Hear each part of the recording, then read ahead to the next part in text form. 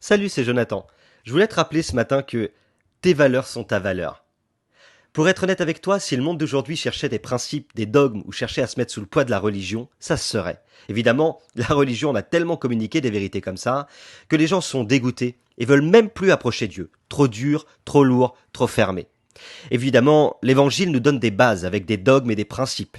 Mais avant tout ça, Jésus prône d'abord des valeurs.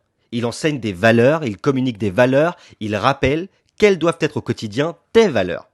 D'ailleurs, la Bible dit dans Matthieu 5 et dans tous les versets, vous avez appris qu'on a dit, mais moi je vous dis. En fait, Jésus veut repositionner la vérité, la véritable vérité. Tu sais, j'ai eu affaire au cours de mon ministère à différentes personnes, fatiguées, épuisées sous le poids de la religion, épuisées sous le poids de la culpabilité, épuisées sous le poids de certaines pratiques dites obligatoires et spirituelles. En fait, sortir de l'esclavage du monde pour retourner sous l'esclavage d'une loi évangélique, c'est pas ce que Jésus propose. C'est un mensonge. Évidemment, la grâce elle est légère, même s'il arrive parfois de devoir porter sa croix dans certaines situations. Et ça, c'est évident. Je voudrais te donner quelques petits conseils ce matin.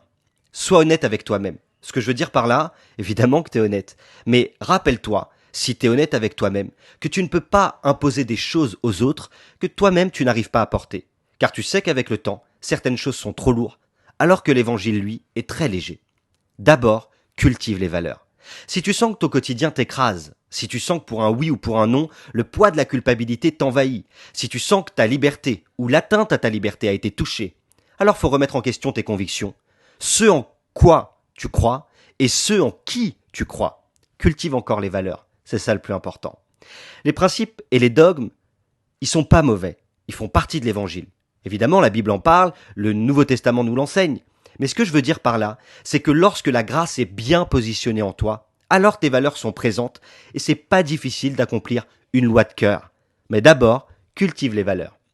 Avec les années, j'ai constaté que beaucoup de personnes combattent pour des principes et sont capables d'abandonner des gens parce que leurs convictions sont différentes, sont capables de se séparer de ceux qu'ils aiment parce qu'ils pensent pas comme eux, et j'ai conclu au moins une chose. Ça, ce sont pas les valeurs du royaume. Les valeurs du royaume sont basées d'abord sur l'amour. Allez, je te donne un dernier conseil.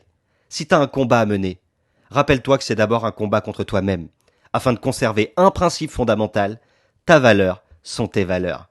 Alors j'entends déjà certains dire oui, mais l'amour sans la vérité c'est une faiblesse, Jonathan. Évidemment, il y a dans l'amour toute la vérité qui est en Christ. Je dis pas qu'il faut exclure les vérités ou qu'il faut les mettre de côté, bien au contraire. Jésus est la vérité, et s'il y a bien une chose que l'Évangile nous apprend, c'est que toute la loi et les prophètes sont accomplis, c'est-à-dire toute la vérité, dans un seul commandement, dans une seule parole, ou dans deux commandements plutôt. Tu aimeras l'Éternel et tu aimeras ton prochain comme toi-même. Alors n'oublie pas l'importance de tes valeurs, et n'oublie pas surtout que Dieu a mis son potentiel en toi.